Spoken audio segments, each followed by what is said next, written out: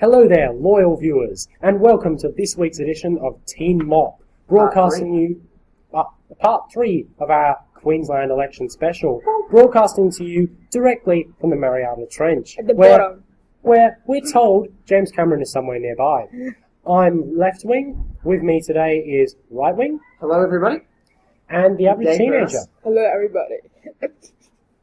I'm sorry, I'm just... we'll go on. You did have a mental breakdown towards the end of the last episode. Yes, we are sorry. We will not mention that, or there will be some murder. We are sorry about that mild technical difficulty you had, but thankfully we're all back and we're ready to start the show.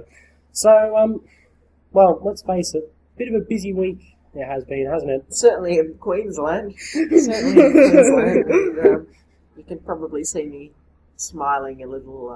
No, I can't. The sun here isn't very well. That's true. Right, we forgot to bring the torch, so I can't really see anybody. Yes, fair enough. Well, is it time for my review? I think it's time for the review. It's a wrap of the election. Well, what an election. Really. Yeah, what an election. The greatest electoral annihilation in Australian history. It made New South Wales' recent descent to the Liberals seem like a walk in the park. Yeah, it made it look like a cliffhanger of an election.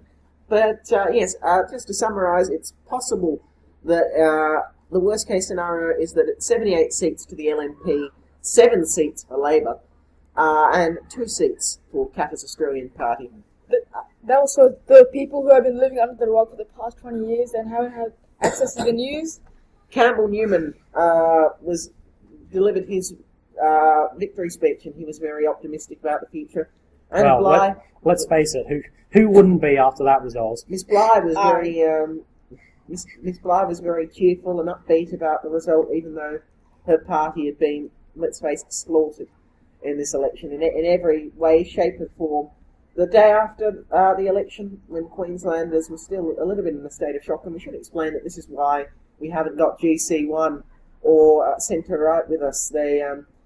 We were revived by smelling salts after the shock at the magnitude, and unfortunately they weren't distributed to the aforementioned GC. Yes, so we've left them lying there on the floor of the Brisbane Convention Centre where the Queensland Speaking of low budget. Yes, and the day after, Miss Bligh announced she was resigning from Parliament. What a surprise. And her seat will go up towards a by-election. The new leader of the Labor Party and the new leader of the opposition is Anastasia Palaszczuk. We wait to see who will fill Miss Bligh's seat, or at least stand for the ALP in the by-election.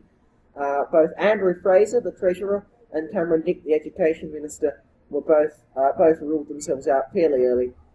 As I said, it's just unbelievable. They've been given a huge mandate, but with great power comes great responsibility. Left wing. Well, that's a fairly thorough coverage. So really, let's start our analysis of it, shall we? Yeah. Firstly, we discussed what we thought might go wrong, and let's face it, It got worse than that. Yeah. So, what do you think really went wrong for them? Everything. Yes, but more specific than that. Everything. How can I get more specific? Yeah. Every single thing that could have gone wrong went wrong. They do have 6 seats. Possibly 7. Possibly 7. There's those jokes about the Tarago. Yes, that's a classic. But what do you think, right? What do you think was the main cause of their downfall? Well, I think the main cause was that people were fed up. I think they just had enough of 13 years, 20 of the past 22 years of Labor government, and they decided to use the old parlance to give the other mob a go. Let me just say this. Albert, Algester, Ashgrove, Barron River, Brisbane Central, Broadwater, Burleigh, Cairns, Kapalaba, Chatsworth, Cook, Everton, Ferny Grove, Greenslopes, Ipswich West, Callinga, Keppel, Logan, Lytton, Mansfield, Morayfield, Mount Coot-tha, Mount Omni, Mount Isa, Mundingburra, Marumba, Nudgee, Pine Rivers, Purestone, Redcliffe, Sandgate, Southport, Springwood, Stafford, Stretton, Sunnybank, Thurungawa, Toowoomba North, Townsville, Waterford, Whitsunday and Yeerongpilly. All those seats were lost by the ALP to the Liberal Nationals. In addition, the Liberal Nationals also gained Beaudesert from the Australian Party, Aidan McClendon, Burnett from Rob Messenger, the Independent, also Maryborough and Anango from the Independents there. The Australian Party also gained Mount Isa for Rob Katter, the third generation of Katter, I think they've done quite well out of that. They didn't get the balance of power, obviously. Well, no, but honestly, did we really expect them to get the balance of power? No, I think we all thought that. I did.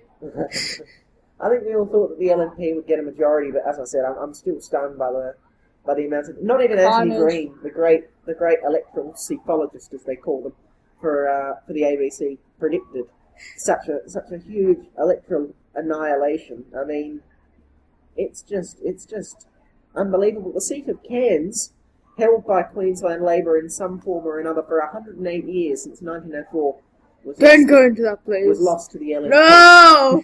Was lost to the You didn't hear that! Censor it! 108 years of history, and now former lawyer Gavin King Be quiet. elected to Cairns.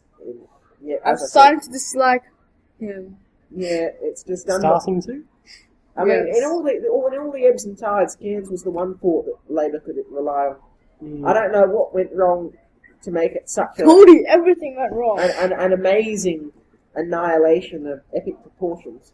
Yeah. Stop conversation. But that's the way it is, and now it looks as though they'll be able to do pretty much everything they want, the LNP, and that's a little bit of a worry, I think, whenever democracy gives us a dictatorship almost. But Good thing I'm not living in Queensland. Yes, well, I think we can safely say that when the New South Wales elections came round, it was Labor basically raised the white flag right from the very beginning, as you could tell by their advertising. Yeah. Queensland elections, I think Anna Bligh should be commended for actually fighting for as long as she did. However, until the last week. with the 1 week to go, she just Died. well, she had the polls, she saw where it was going, and she thought, no, sorry, Don't put we it- surrender. Don't put him in by too much. Yeah. Please, spare us. The age-old method of political And parties. they didn't. When you're about to be slaughtered, beg for mercy. Oh, just get the hell out of there. And sadly, they did. And sadly, they did neither. Well, they did both, and they both failed. If They you, did it at the wrong if you look at the time. great annihilations of our time, what have you got? You've got the state election in 1993, South Australia, huge annihilation. 96, 75 federal, and of course the state election in 2011. Labor has done it in Queensland before. 2001, there was a huge win for Labor, defeating Rob Borbidge, who'd led the party for 10 years. And yet, this is just... All of those elections I just mentioned, The pale in comparison. I mean, apart from the 1993 Canadian election, which I recommend to all our listeners to... I won't go into the details, but I recommend all our listeners look up on the internet at some stage. I'm With sure Rightwing's going to post a link in the description. With the exception of the 1993 Canadian election, it's hard to think of any bigger electoral annihilation anywhere. And where to from Labor from here, Lefty? Death. Well, not quite death, I would say, but Political death. I really can't see them getting back in the next 20th centuries? good Maybe 3 years? good Seven two elections or so at least. Okay. I'm thinking about 10 years I'm before thinking 10 before years they have a ago. realistic Before they chance. can- Rightwing, always the optimist. So, what average teenager, where to from Labor? For Labor from here? Nowhere. Nowhere. Led by I'm Anastasia sorry. Palaszczuk. I don't think Anastasia Palaszczuk. She needs to learn how to spell her name. I don't think Anastasia Palaszczuk will become premier. I think she will try to lead the Labor Party back from And the fail abyss, miserably. to try and get claw back a little bit of ground. But eventually, I think she'll be rolled. If she can claw back grounds, then I think she should be given a medal. If she, In the current situation, if she should if be she given ever a medal. becomes premier, she should be given a medal by the Queensland Labor Party. The LNP, what do they do now that they're in government by such a huge majority? Do they see this as a huge mandate?